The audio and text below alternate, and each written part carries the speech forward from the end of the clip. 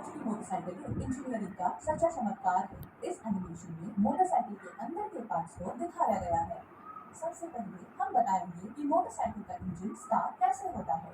सभी मोटरसाइकिलों में किक स्टार्टर या सेल्फ स्टार्टर या दोनों होते हैं। किक स्टार्टर मैकेनिज्म सरल है फिर भी रोचक है। किक स्टार्टर लीवर को हल्के से दबाने से पिनियन गियर मेन शाफ्ट के एक फ्री व्हीलिंग स्पर गियर से मैच होता है। जब हम स्टार्टर लीवर को पूरा दबाते हैं तो ये पिनियन गियर क्लच हब तक पावर ट्रांसफर करता है। क्लच हब क्रैंक शाफ्ट को घुमाता है और क्रैंक शाफ्ट इंजन तक पावर ट्रांसफर करता है जिससे इंजन स्टार्ट होता है। सेल्फ स्टार्टर सिस्टम में इलेक्ट्रिक स्टार्टर मोटर इंजन को स्टार्ट करने के लिए पावर देती है। इंजन चालू होने के बाद स्टार्टर मोटर को इंजन से अलग करना पड़ता है। हम इसके लिए वन वे क्लच का उपयोग करते हैं। इसमें एक आउटर रेस और एक इनर रेस होती है। इन दोनों रेसेस के बीच में रोलर्स होती है।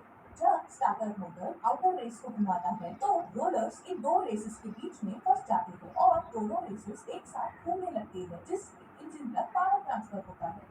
इंजन चालू होने के बाद इनर रेस स्टार्टर मोटर से ज्यादा तेजी से घूमने लगती है जिससे रोलर्स स्वतंत्र हो जाते हैं और आउटर रेस तक पावर ट्रांसफर होने से रोकते हैं। इंजन स्टार्ट होने के लिए इंजन के अंदर इग्निशन होना जरूरी होता है। मोटरसाइकिल इंजन में इग्निशन के लिए एक स्पार्क प्लग का उपयोग किया जाता है। स्पार्क प्लग को ठीक से स्पार्किंग करने के लिए 20,000 वोल्ट की आवश्यकता होती है। यहाँ दिखाए गए मॉडल में स्टेटर का उपयोग करके वोल्टेज प्राप्त किया जाता है। मोटरसाइकिल के स्टेटर में कॉपर कॉइल्स होती है। इंजन की फ्लाईव्हील में परमानेंट मैग्नेट्स होते हैं जो फ्लाईव्हील के साथ घूमता है और कॉइल में करंट पैदा करता है। स्टेटर का प्रत्येक आउटपुट अलग अलग सिस्टम को पावर देता है जो इस डायग्राम में दिखाया गया है।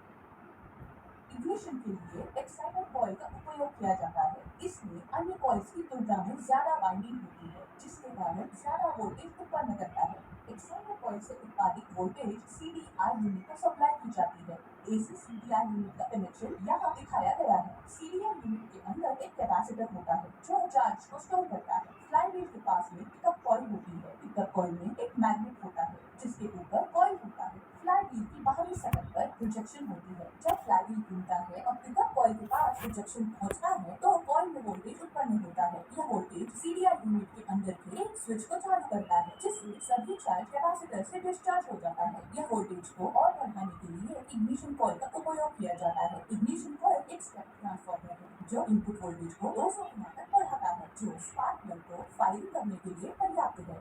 मोटरसाइकिल में कई अन्य पार्ट्स होते हैं जो मोटरसाइकिल के निरंतर संचालन में मदद करते हैं।